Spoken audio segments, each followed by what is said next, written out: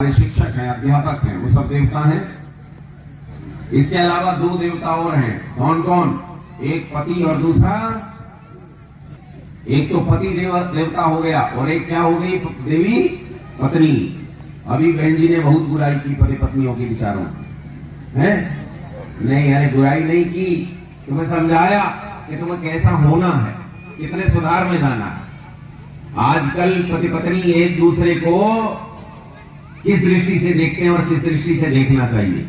बंधुओं, पति पत्नी को एक दूसरे को देवी और देवता की दृष्टि से देखना चाहिए। किस दृष्टि से? देवी और देवता की दृष्टि से। तुम्हारी पत्नी तुम्हारी क्या है? देवी है। और तुम्हारा पति तुम्हारे लिए क्या है? बोलो, देवता। और बोलना भी ऐसा ही चाहिए, उन्हें देवी जी और देवता जी कह के बुलाना चाहिए।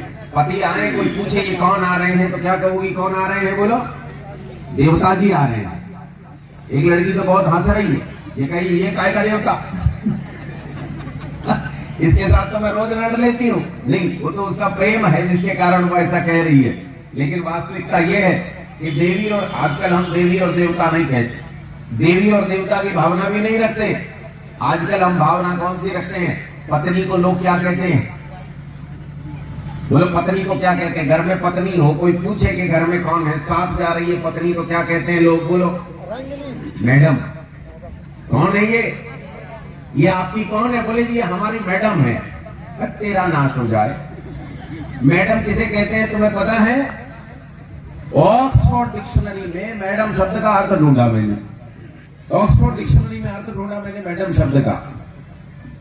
मैडम शब्द का अर्थ सावधानी से सुनो, गंदा अर्थ है, लेकिन इसे सुनने की हिम्मत रखो और फिर रोकने की हिम्मत रखना उन लोगों को जो तुम्हें मैडम कहते हैं। मैडम शब्द का अंग्रेजी भाषा में अर्थ है a lady who is having charge of a brothel having thousands of prostitutes। क्या अर्थ है? ऐसा एक बड़ा वेश्यालय जिसमें हजारों वेश्याएं रहती हो, उसकी जो हेड है उसे क्या कहते हैं? बोलो, मैडम कहते हैं। उसे क्या कहते हैं? मैडम कहते हैं। हम अपनी पत्नियों को क्या कहते हैं? ये कौन है? बोले, मैडम है। तेरा नाश हो जाए, ये मैडम है।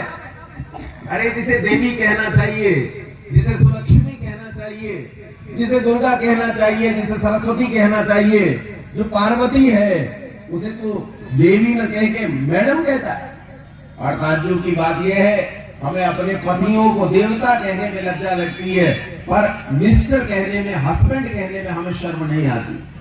हस्बैंड और मिस्टर शब्द के अर्थ भी उतने ही बुरे हैं जितने मैंने मैडम शब्द के अर्थ बताए। इसलिए आज के बाद अपने पति को क्या नहीं कहना? बोलो, मिस्टर या हस्बैंड नहीं कहना। क्या कहकर पुकारना है? बोलो, देवता जी। नहीं, देवता नहीं। इधर तुम्हारा दूध खिलाया बच्चा, थोड़े जी लगाओ। क्या कहना है? बोलो, देवता जी। आजकल तो यहाँ एक बहुत अच्छी बात, कल हम लोग जो गए तो रास्ते में हमारे साथ रोहित जी के परिवार में हम रुके हुए हैं, तो रोहित जी की देवी जी भी साथ में जा रही थी। यहाँ है क्या देवी जी? उनकी है? अभी नहीं है। उनकी देवी जी भी साथ में जा रही थी गाड़ी में। तो हमें पता नहीं, मुझे पता नहीं था ये किसकी देवी जी है। तो मैंने पूछा, आपके पति कौन है? बोले, वही है। वही कौन? तो बोले, वही तो। नाम नहीं ले रही थी। तो मैंने पूछा, कौन? दीदी ने बताया, अरे वही रोहित जी जिनके घर में हम रहते हैं, ये रोहित जी की पत्नी तो है। बोले, हाँ वही है। तो फिर मेरे साथ एक छात्र है, वो बंगाल का है। मैंने उससे पूछा, प्रांजल से पूछा, तेरी माता जी तेरे पिताजी का नाम लेती है? बोले, नहीं लेती। फिर बोला, वो तो जेठ जी और देवर जी का भी नाम नहीं लेती। बोले, फिर बुलाती कैसे? बोले, हमारा नाम लेके कहती है गुड्डू के चाचा, गुड्डू के पापा, गुड्डू के ताऊ जी, ऐसा कहते नाम नहीं लेती और ऐसा बुलाती। लेकिन आजकल बुरी परंपरा चल पड़ी है, आजकल अपने पतियों का स्त्रियां नाम भी लेने लगी। लेती है कि नहीं? तुम्हारे यहाँ का तो पता नहीं। आचार्य प्रियव्रत जी जहाँ रहते हैं दिल्ली में, वहां तो ऐसे बुलाती है जैसे इसी के पैदा हुआ हो। दिलीप इधर सुनो, तुमसे बात करने। दिलीप तेरा बच्चा है? अरे तेरा पति है, तेरी माता जाया है, तुझसे 2-4-10 साल बड़ा है, कैसे बुलाती है? आजकल नाम लेने लगी है। तुम्हारे यहाँ तो ये बुरी बात नहीं है, इसीलिए मैं कहता हूं कि तुम्हारे यहाँ संस्कृति अभी भी सुरक्षित है, तुम्हारे यहाँ अभी भी बहुत कुछ संस्कार सुरक्षित है, परंपराएं सुरक्षित है। मैंने देखा अभी दीदी मुझे कह रही थी कि यहाँ छोटे छोटे बच्चे आते हैं, बहुत छोटे बच्चे, वो भी दंडवत प्रणाम करते, घुटने टेक कर प्रणाम करते। हमारे गुरुकुल में परंपरा है, मैं गुरुकुल में रहता हूँ, मेरा गुरुकुल है, हमारे यहाँ तो गुरुकुल में परंपरा है कि बालक के अगर दोनों घुटने भूमि को नहीं छुए तो प्रणाम ही नहीं हुआ। प्रणाम तब होता है जब दोनों घुटने भूमि को छू जाएं और तब प्रणाम होता है। एक खड़े खड़े, आजकल तो पैर छूने का रिवाज भी बदल रहा है, पहले दोनों हाथों से पैर छूते थे, आजकल घुटनों को छुआ जाता है, एक ही हाथ से पैर छूने लगे हैं और अब एक हाथ भी रखने लगा है। अब बालक को झुकने में परेशानी होने लगी है, इसलिए नीचे पैर तक नहीं जाता, बस घुटना स्पर्श कर लेते, चरण स्पर्श नहीं चल रहा। अब क्या चल रहा है?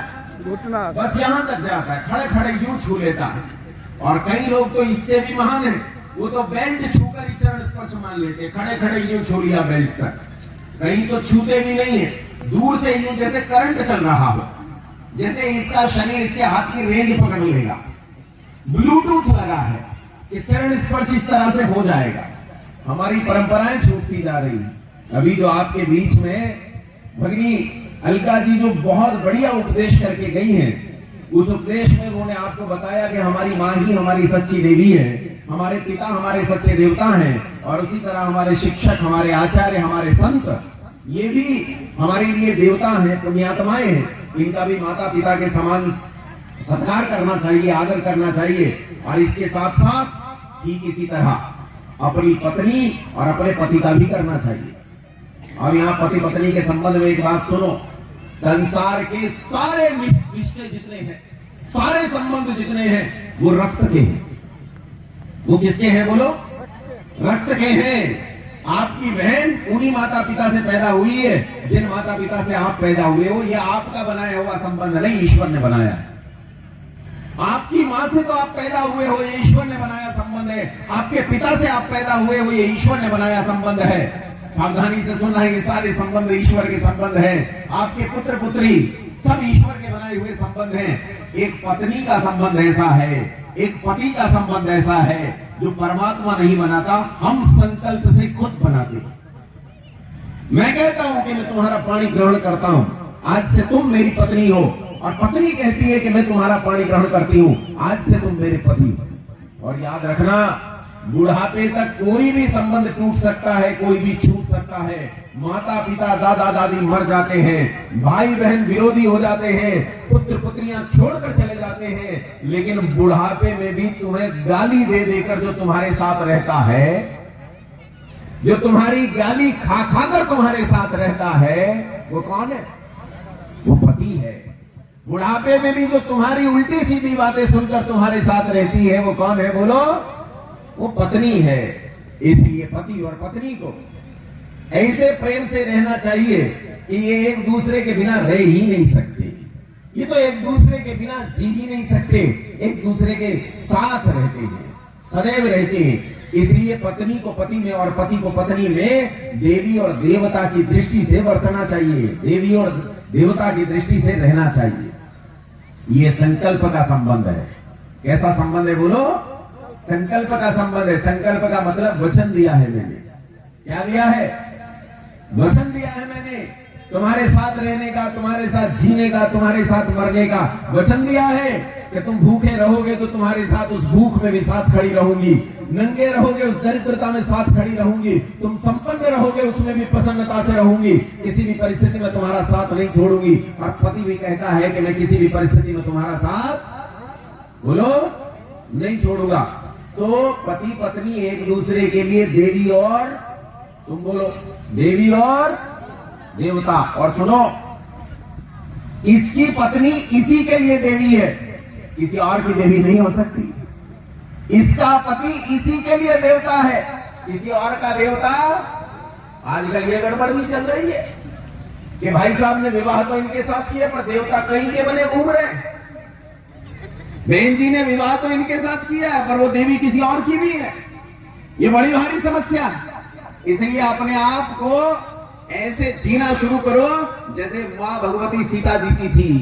माँ भगवती सीता कहाँ चली गई? रावण के यहाँ चली गई कैद में, अशोक वाटिका में। रावण रोज बहकाने आता था, रोज डराने और धमकाने आता था, रोज करके लाया, अपने घर में रखा और फिर भी कभी हाथ नहीं लगाया, बिना उसकी इजाजत के, बिना उसकी इच्छा के, कभी उसके निकट तक नहीं गया। ये रावण की अच्छाई है। आजकल के तो राम भी रावण बने घूम रहे हैं। सड़क पर चलते हुए ठोकर ही खा जाए दूसरे की स्त्री को देखने के चक्कर में, दूसरे की कन्या को देखने के चक्कर में इसका अंगूठा फट जाए, ऐसी स्थिति हो गई है। और ये विचार ही नहीं करते हैं कि तू कितने बड़े संकल्प को तोड़ रहा है। माँ भगवती सीता को जब धमकाने आता रावण, तो माँ भगवती सीता हंसकर कहती थी, अभी भी तेरे पास समय है, अभी भी समय है। मैं कहती हूँ मुझे लौटा दे मेरे पति को, और जाकर मेरे पति के पांव पकड़ ले, उससे क्षमा याचना कर ले। मैं ये जानती हूँ वो न्याय का उल्लंघन करने वाला नहीं है, लेकिन हो सकता है वो न्याय का उल्लंघन करके तुझे क्षमा कर दे और तेरी जान बच जाए।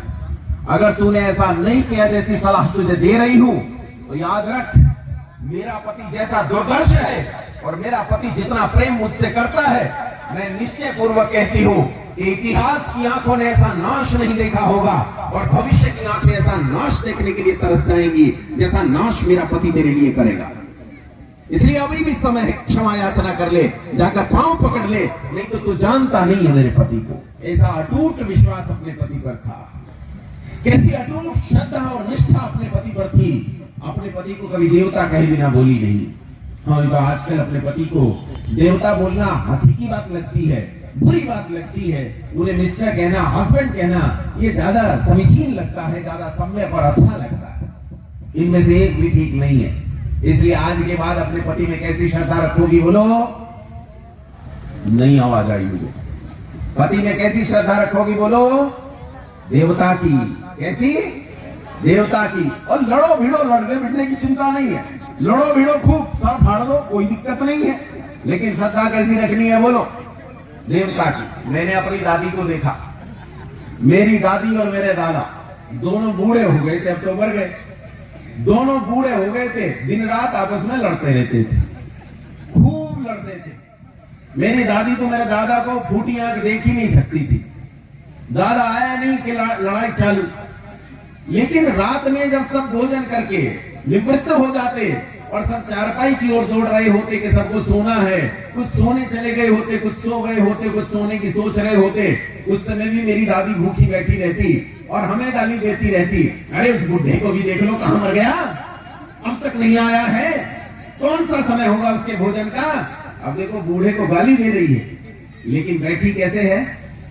भूखी बैठी, भोजन नहीं किया है। क्यों भोजन नहीं किया? बाकी तो सबने भोजन कर लिया। अच्छा ये बताओ, बाकी सब जो दादा के साथ मीठा मीठा बोलते हैं, उन्हें प्रेम है या इस कड़वा बोलने वाली बूढ़ी को प्रेम है? किसे प्रेम है? इस बुढ़िया को प्रेम है। प्रेम है तभी तो उसने भोजन नहीं किया और नहीं करे। जैसे ही दादा ने पांव भीतर रखा, चीख कर कहती, आ गया बुढ़ा। तो मेरे दादा मजाक करते, हाँ तू तो बच्ची है 4 साल की, मैं ही बूढ़ा हुआ हूं, तू बूढ़ी नहीं हुई है, तू तो अभी भी युवती है, तेरी तो अंगड़ाइयां टूट रही हैं। हमारे दादा हमेशा मजाक करते। दादी रोटी रखती, रोटी रख के और खूब सुना सुना के, ये टाइम आने का, बच्चों को कोई सिखाए, इस बुढ़े को कौन सिखाए, अकल नहीं है, 80 साल का हो गया है, शर्म नहीं आती है, टाइम पर घर नहीं आ सकता।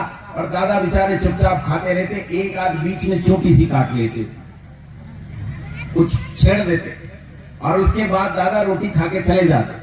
और जब मैं दादा के पास जाकर लेटता, तो दादा मेरे से पूछते कि बहुत गुस्से में थी, तूने देखा कि मेरे बाद भोजन किया कि नहीं किया, उसने रोटी खा ली कि नहीं खा ली है उसने। देखो दादा को भी चिंता है। बोल तो इसलिए नहीं रहा क्योंकि उस समय दादी के मुख से आग निकल रही थी, उसने कतई काली का रूप धारण कर रखा था, उसके हाथ में फरसा था, तो दादा डरे हुए थे इसलिए बोल नहीं रहे थे। लेकिन चिंता दादा को भी है। दादा चारपाई पर जाकर पूछते थे, तेरी दादी ने खाना खाया कि नहीं खाया, कि अभी भी जली भुनी बैठी है, कि अभी भी लपट निकल रही है। तो मैंने कहा नहीं, खा लिया होगा दादा। बोले खा लिया होगा मतलब तूने नहीं देखा? मैंने कहा नहीं देखा। बोले जाए थोड़ा देख क्या। तो मैं गया, मैंने कहा दादी तो चारपाई में सोई है, तो खाया कि नहीं खाया? अरे मुझे क्या पता खाया कि नहीं खाया, खा ही लिया होगा और क्या भूखी सोएगी। अरे जा एक बार लेट के धीरे से चुपके से पूछ के आ। मैं जाता बड़ा लाड़ प्यार सा करके मैं दादी से पूछता, मैंने कहा दादी तूने खाना खाया कि नहीं खाया? तो दादी बता देती कि हाँ खा लिया। तो मैं आकर दादा को बताता कि दादा दादी ने खाना खा लिया। तो दादा तुरंत कहते जा सो जा अपनी माँ के पास जाके। मतलब काम निकल गया मुझसे। यही पूछना था ना कि तेरी दादी ने खाना खाया कि नहीं खाया, तो मैंने बता दिया, काम निकल गया। तो जा, तो जितना लाड़ प्यार था सब खत्म। भैया वो लाड़ प्यार अपनी बुढ़िया के लिए था और उस बुढ़िया को बुढ़े के लिए था।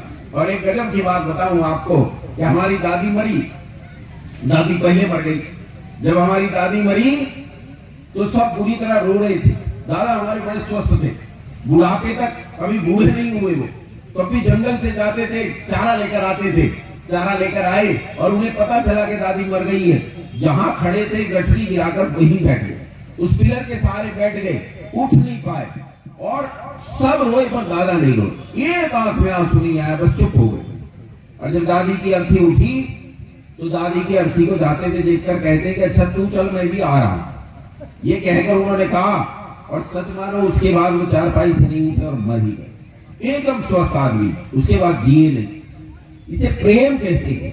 ये पति पत्नी के बीच में प्रेम होना चाहिए। जो पति पत्नी एक दूसरे को इतनी अनन्यता से प्रेम करते हैं, मैं कहता हूं खाने के लिए रोटी भी ना हो तो उनके जीवन में सुख होता है। बोलो होता है कि नहीं होता?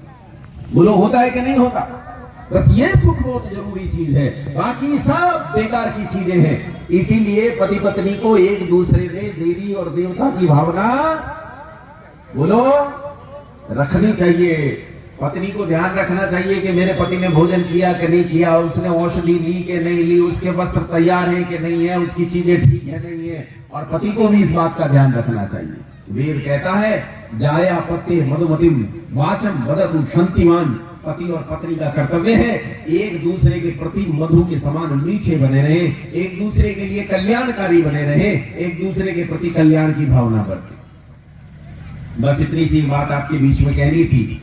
देवताओं का जिक्र आपके बीच में उठाया था, लेकिन माँ और पिता पे ज्यादा फोकस करके बहुत लंबा नहीं खींचा। मैं तो सोच रहा था कि पूरा हो जाए। एक बार मन में आया भी कि आधा घंटा और लो और इसे समाप्त करो। तो देवी देवता रह गए थे, ये तुम्हारे बीच में रखा। एक देवता और रह गए, आचार्य। एक देवता कौन रह गए बोलो? आचार्य। आचार्य कौन? आचार्य वो जो हमें शिक्षा दे, आचार्य वो जो हमें अंधकार से निकाल के प्रकाश में लेके जाए। कहां लेके जाए बोलो? अंधकार से प्रकाश में लेके जाए, उसे आचार्य कहते हैं। उसे नहीं कहते कि तुम्हें प्रकाश से लेके अंधकार में जाए। कई लोग प्रकाश से अंधकार में लेके जाते हैं, तुम्हें मूर्खतापूर्ण बातें सिखाते हैं। कई लोग ऐसे होते हैं जो ऐसी बातें बताएंगे जिनका कोई औचित्य नहीं है, जिनका कोई अर्थ नहीं है। जैसे तुम बीमार हो गए हो तो बीमार कैसे ठीक कैसे होगे बोलो? मेरी ओर ध्यान दो या। तुम्हें बुखार हो गया है, ठीक कैसे होगे? दवाई खानी पड़ेगी कि नहीं? खाना बोलो। और मैं तुम्हें कहूं कि मैं तुम्हें छू दूंगा तो तुम्हारी बीमारी ठीक हो जाएगी। बोलो ये बात सच्ची है कि झूठी है? बोलो सच्ची है कि झूठी है? यही बिहार में एक जिला है मधुबनी जिला। मधुबनी जिले में एक बार मैं आया। अमेरिका में एक हमारे अच्छे मित्र हैं आचार्य वेदश्रमी जी। वैसे तो हमारे आचार्य भी हैं, थोड़ा सा पढ़ा भी है उनसे। आचार्य वेदश्रमी जी ने एक बार मुझे बुलाया, मैं वहां गया और वहां से वापस लौट रहे थे। गरीब रथ नाम की एक ट्रेन थी, एक ही सीट थी हमारे दो आदमियों के पास। उस समय बहुत पुरानी बात है, उसी पे बैठे अपना समय काट रहे थे। धोती दोनों ने पहन रखी थी, कुर्ता दोनों ने पहन रखा था, चोटी दोनों की लटक रही थी। जब मैं लघुशंका करने के लिए ऊपर से नीचे उतरा तो दो स्त्रियां दौड़कर मेरे पास आई, जिनमें एक सास लग रही थी और एक बहू, एक बच्चा था उनकी गोद में 2-2.5 साल का। वो आकर मुझे बोली कि ठाकुर जी मेरे बच्चे को बुखार है, इसके सिर पे हाथ फिरा दो। मैंने कहा हाथ फिराने से क्या होगा? बोली बुखार उतर जाएगा। बच्चे के सिर पे हाथ फिराने से बुखार उतर जाएगा। मैंने अपना हाथ देखा, मैंने कहा इसमें क्या पैरासीटामोल लगा कि मैं हाथ लगाऊंगा और बुखार उतर जाएगा?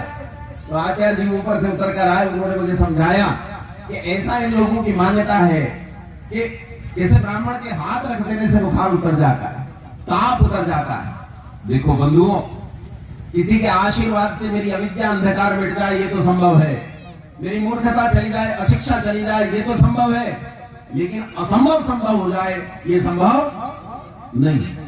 इसलिए कभी भी मूर्खताओं में नहीं फंसना, अंधविश्वासों में नहीं फंसना, अपितु उन सत्य विश्वासों में जीना है जो सत्य विश्वास हमारे जीवन को उन्नति देते हैं। इसलिए ऐसे आचार्य, ऐसे शिक्षक जो तुम्हें कभी अंधकार में अपना स्वार्थ छकने के लिए, मैं बड़े आराम से कह सकता हूं कि मेरे पास आओ, मैं तुम्हारा गुरुजी हूं, छूते ही कैंसर ठीक हो जाएगा, छूते ही हेपेटाइटिस ठीक हो जाएगा, ऐसे बहुत नाटक चल रहे हैं दुनिया में, हैं? छूते ही सब ठीक हो जाएगा, तुम आओगे, खूब सारा धन चढ़ाओगे, मैं माला माल हो जाऊंगा, और ये नहीं करूंगा तो कुछ भी नहीं होगा। लेकिन मैं जानता हूं ऐसा करने से पाप चढ़ेगा और वो पाप मुझे भोगना पड़ेगा। इसलिए तुम मूर्खताओं में मत फंसना, हमेशा सत्य विश्वासों में जियो, सत्य संकल्पों में जियो। एक चीज जो मुझे आपकी बहुत प्रिय है, मतलब यहाँ की विशेष रूप से कहता हूँ, राजा भिट्टा के इस कार्यक्रम में, सत्संग के कार्यक्रम में एक चीज जो मुझे बहुत प्रिय है आप लोगों की, जो बहुत अच्छी लगती है, वो ये है कि आप जितनी निष्ठा से बैठकर सुनते हैं, जितनी संख्या में आते हैं, ये अद्भुत है। तो लोग क्या करते हैं, मैंने आजकल लोगों को देखा, लोग बड़े बड़े नेताओं के पास, अभिनेताओं के पास जाके सेल्फी खिंचवाते हैं, फोटो खींच के अपने घर में रखते हैं कि देखो इतने बड़े नेताजी के साथ मेरा फोटो था। लेकिन मैं इस सुंदर सात्विकता के साथ, इस सद्भावना के साथ आपके साथ एक चित्र खिंचवाना चाहता हूं। खिंचवाने दोगे? अरे बोलो, खिंचवाने दोगे? उधर आ जाऊं, फोटो खिंचवाओगे ना मेरे साथ? ठीक है, मैं तुम्हारे बीच में बैठता हूं। अगर भ्राता लोग कैसे आएंगे, वो निकट आ सकते हैं क्या? आप लोग निकट आ सकते हैं क्या? तो आ जाओ ना, आ जाओ ना, निकट आ जाओ ना, यहाँ निकट को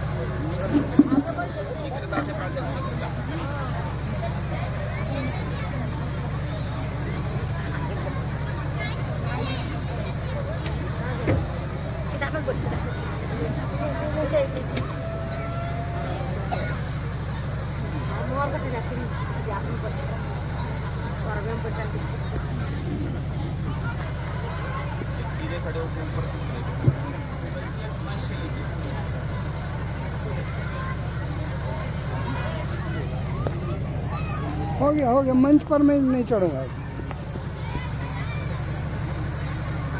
मेरी फोटो सही बन रही है।